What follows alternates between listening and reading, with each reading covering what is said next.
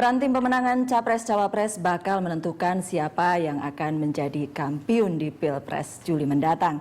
Tim pemenangan Jokowi JK dan Prabowo Hatta menghimpun tokoh lintas partai politik, kalangan sipil dan militer, dan juga sejumlah pemimpin daerah.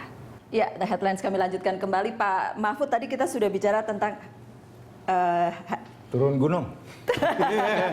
Turun gunung sudah Pak, turun gunung Pak Mahfud memang sudah turun gunung untuk ketua tim pemenangan. Tapi strategi kan tujuannya sama Pak. Tapi kemudian bagaimana kira-kira yang bisa sampai ke tujuan itu kan soal berbeda. Bapak punya tim yang cukup besar tampaknya.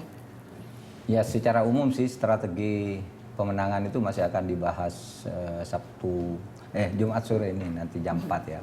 Tetapi saya punya gambaran, kita sudah punya peta kekuatan dan kelemahan di masing-masing wilayah. Misalnya begini, di wilayah ini di provinsi ini kekuatan Gerindra sekian, kelemahannya sekian, cara mengatasinya begini. Itu sudah terpetakan, bahkan sampai tingkat kabupaten.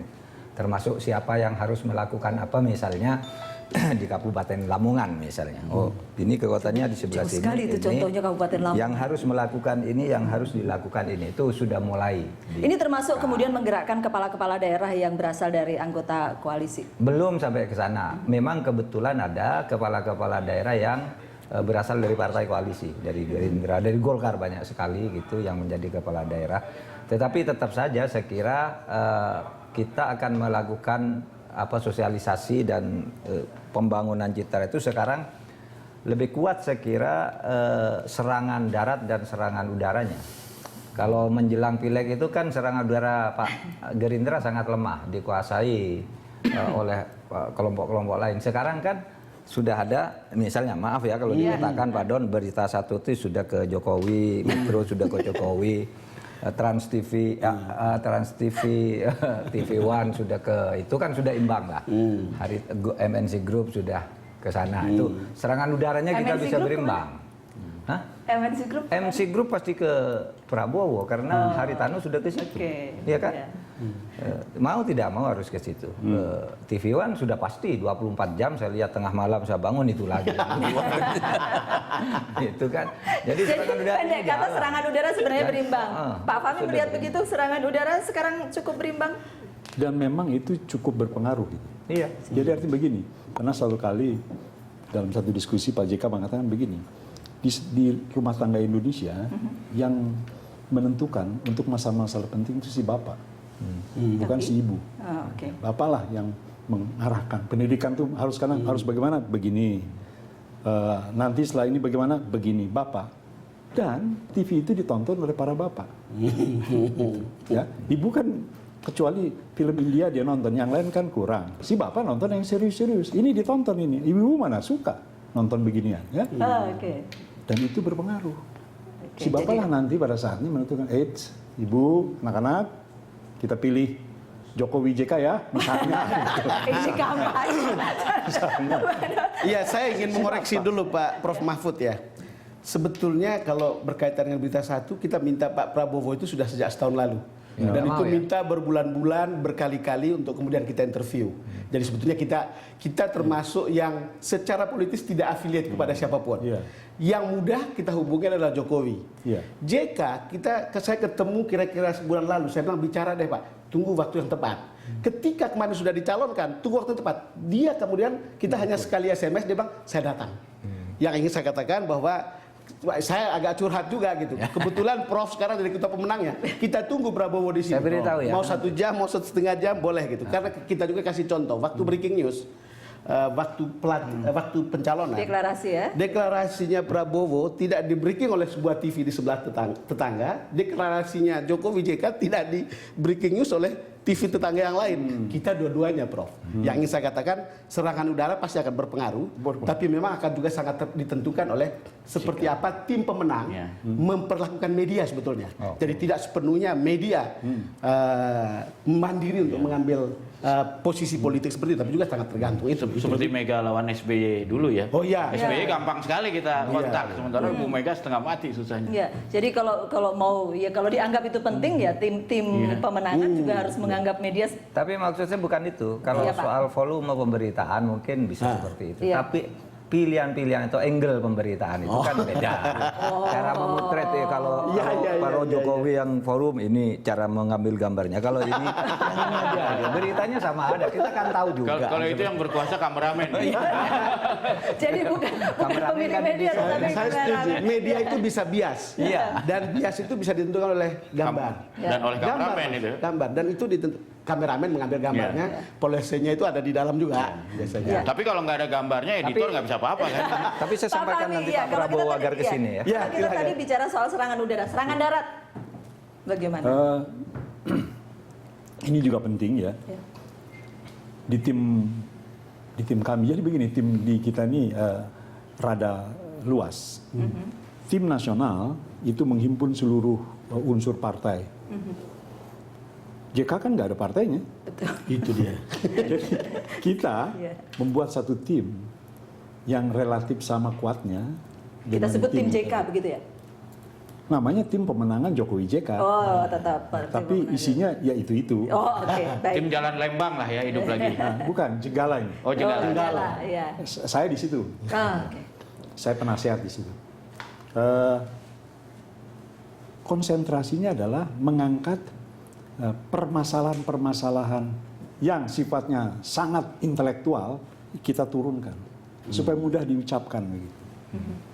Tentang visinya mewujudkan kesejahteraan ketinggian itu buatan Betul. sebelah bawah.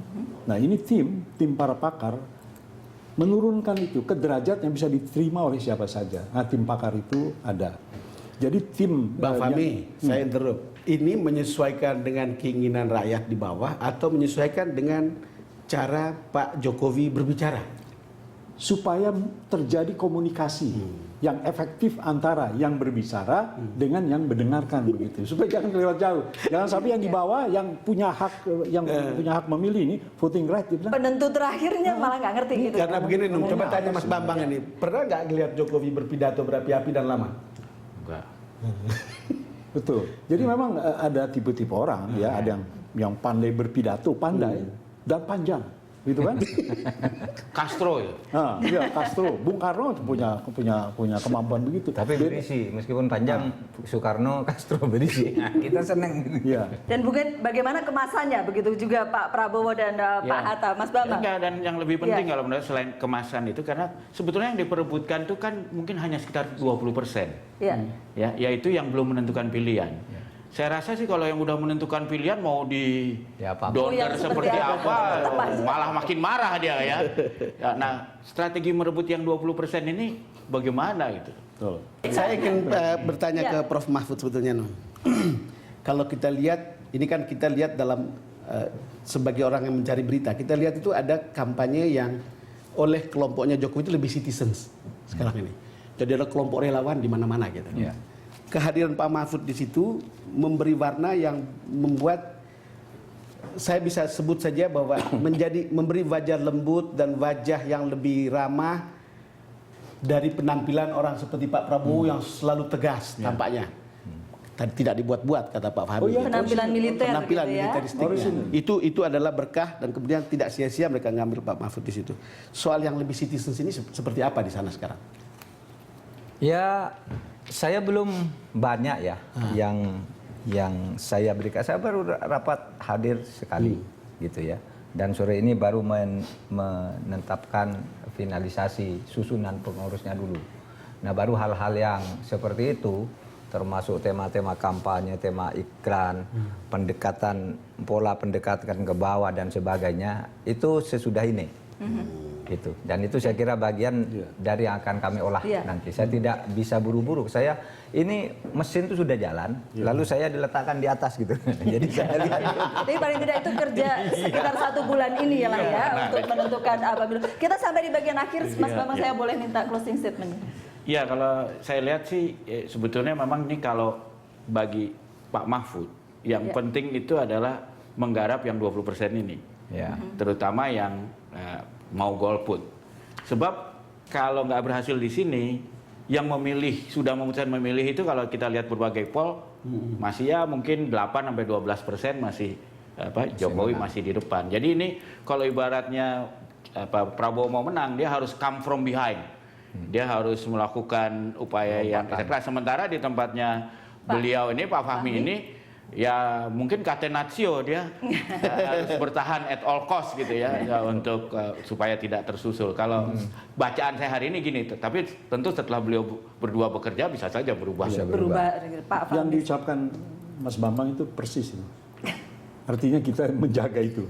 Artinya misalnya ambil contoh begini. Saya berlangganan survei medsos dan akurat begitu ya. Yang saya perhatikan adalah berita negatif di kedua kubu. Tapi itu seragam berita negatifnya. Di tempatnya Mas Mahfud, berita negatifnya HAM. Ya. Warawiri HAM. Di sebelah sini boneka. Pak Mahfud, saya boleh dapatkan closing statement. Ya, saya akan bekerja dengan sebaik-baiknya untuk mengambil yang 20 sisanya. Saya juga berusaha loh, Mas. Supaya tetap Kita bertahan. ambil siapa yang paling banyak.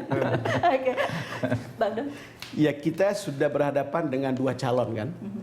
Jadi ini sudah sebuah kepastian dan ini tidak akan ada pertandingan perpanjangan. Ini sudden death. Lalu kemudian yang kita harapkan adalah kebetulan Prof Mahfud kita kenal dan kita akan lihat akan menyajikan orang seperti Pak Prabowo sama Hatta itu seperti apa. Kemudian Bang Fahmi, yang kita harapkan adalah publik tidak dihadapkan pada info-info sesat sehingga mereka bisa memilih dengan benar toh untuk negara kita juga semuanya. Ya, dan pemilu 9 Juli masyarakat yang paling menentukan mau memilih siapa pemimpinnya begitu ya. Demikian The Headlines kali ini, sampai jumpa.